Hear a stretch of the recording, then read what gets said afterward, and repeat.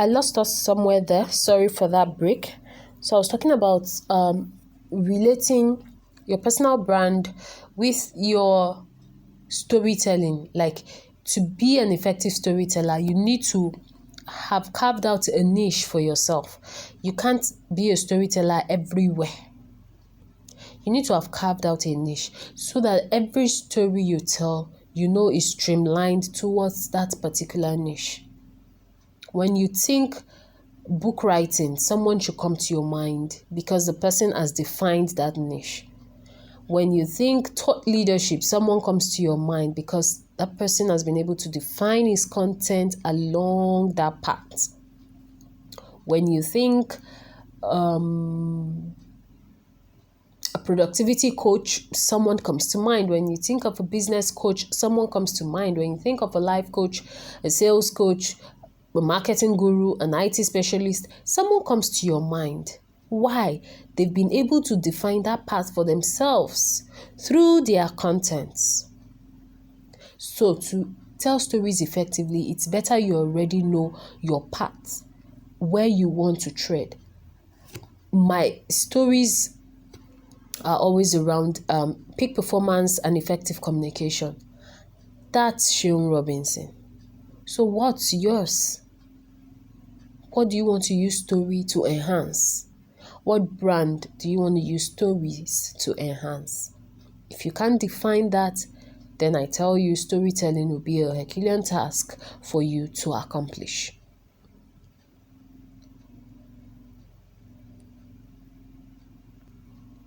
So once you've been able to define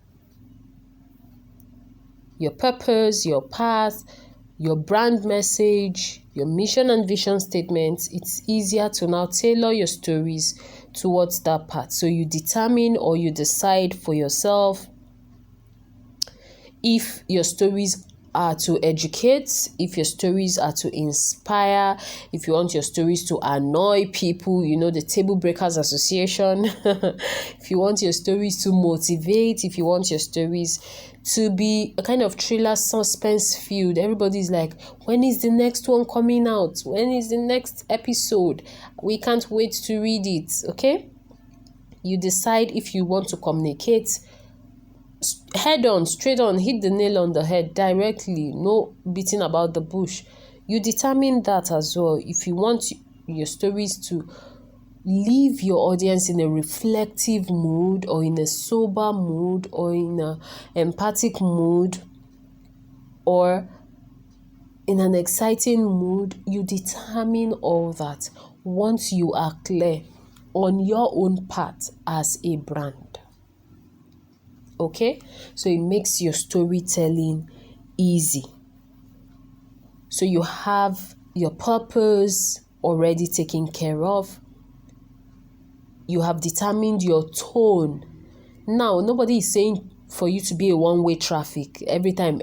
Educative stories and all that. You can mix it. No one is asking you to stick, but there will always be one that is your strongest point. But learn to mix up so you don't come off as just being boring or a one-way traffic. Once in a while, joke around. Once in a while, do memes and all that. Once in a while, stick to maybe quotes. Once in a while, tell thrilling, happy ending stories. Once in a while, leave it at tragic endings.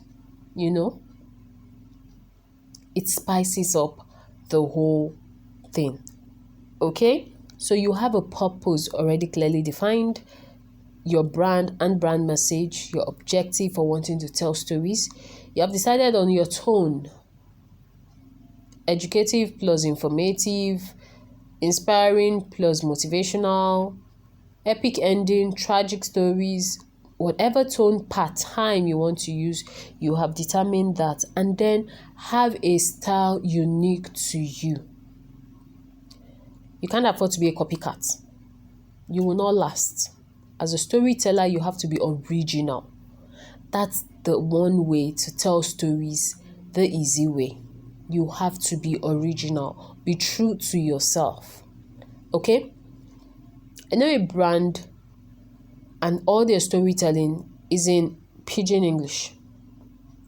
That's their original style. They're not trying to be like anybody. And you will always read the stories for those who can read Pidgin English, and you will laugh the hell out of yourself. Okay? So have your style. Have your what? Your style. I want to believe you're not just listening to this. You have your notepad there and jotting down. I purposely did this on a single screen because I've realized that when you listen to trainings like this, you are engaging your brain, you're engaging your ears, you're engaging your hand at the same time to jot things down. It sticks better.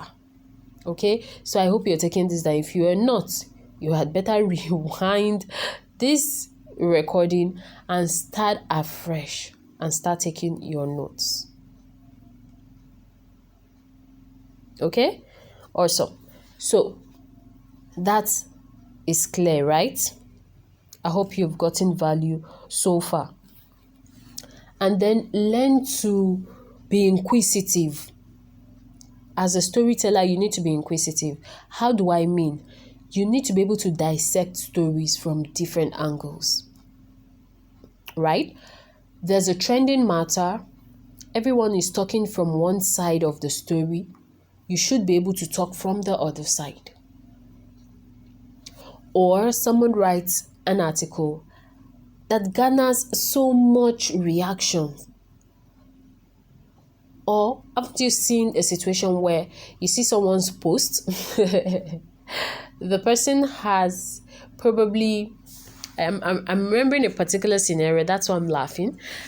The person has, let's say, 125 comments, but you notice when you were scrolling down that what made up that 125 comments was actually a response under the post, one of the comments, that has 100 replies under it. So meaning the person's original post had probably just 25 comments, but one of those 25 comments created another chain reaction of about 100 comments. And then you just go through and you laugh and like, hey, this person has taken over this person's post with his chain-like replies and all that, and you just laugh and you walk away. No, a good storyteller should sit down like a scientist and ask yourself, babe, guy, what made this story in the first place attract comments? And then this particular comment that formed another chain, how, why, what did the person say? What was the person responding to in the original post? The original post may be made up of 5, 6, 7 paragraphs, but that comment that elicited that chain reaction must be reacting or responding to something in particular in the original post. You ask yourself, what was the person responding to? How did the person respond? What did the person say that elicited that chain reaction?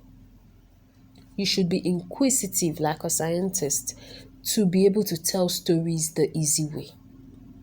So go back now and begin to think groups you belong to, or, posts that have randomly been sent across on WhatsApp or something that you've come across, or email lists that you have signed up to, and begin to ask yourself, which of this content resonates more with me? Why did it resonate?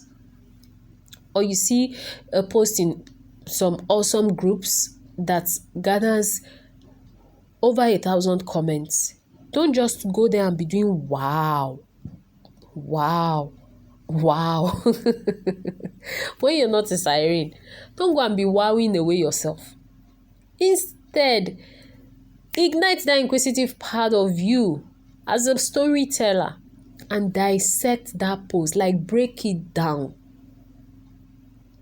And then when you see those unique parts that stand out, you can infuse them into your own storytelling, and you see the magic happen as well. Or you see the way someone itemizes his or her content. Maybe comes with a quote, then a life experience, lessons learned, then the fallbacks and your takeaways, a call to action. You see the systematic way of arrangement. You grab that, and your next content, you use that same system. or you twerk it a bit, or you turn it upside down instead. Start with a call to action and give them reasons why you're starting with a call to action, and then tell the story and wrap it up with a quote. You can upturn the system, but you have learned something. So you can't afford to just be a wow, wow, wow, wow kind of commenter. If you want to tell stories the easy way, no. That your inquisitive nature has to be ignited, and that your scientific inquiry system has to be ignited, so that for every comment that makes sense, that resonates, you are able to ask yourself, why? And from there, you get answers that you can now infuse into your own storytelling, and the magic continues. Okay? So I said increase your vocabulary before. Why? It helps you use similes, metaphors, terminologies, not just your basic normal words. Okay? You're able to create pictures and allow people think through your stories. I'm sure you've read content where it's not explicit that the content creator is asking you maybe to improve on a particular etiquette. It just goes something like this. People that pick their nose in public, I wonder what is going through their mind. Oh, heaven may soon fall. And you see reactions start coming up. The person didn't say, stop picking your nose. The person didn't say, no speakers, that's a bad habit. The person simply elicited curiosity. And then naturally, people want to air their opinions. You give them a blank check, you will come and see opinions. And from there, those who the matter concerns will take their lessons. So if you are not equipped with such ways of laying down issues, using satire, something bad, but you don't just want to come out so blunt, you humorously just drop it there, and those that matter will be able to magnet it. You can't do that if your vocabulary is weak. So again, I'm coming back to vocabularies. Improve. Go read literature books. Read novels. Read storybooks.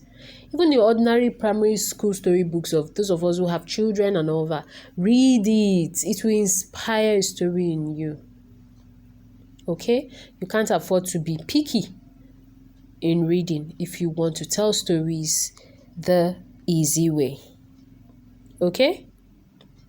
Awesome. I hope you have learned, and I hope this is making so much sense, and you're beginning to see that storytelling at the end of the day is not rocket science. I will see you in the next recording. This has been a lengthy one. I apologize for that, but I'm sure you're as excited as I am, because this is really, really, really a very dear topic to me, and so allow me dish it all out as it flows. Thank you. See you in the next recording. Bye for now.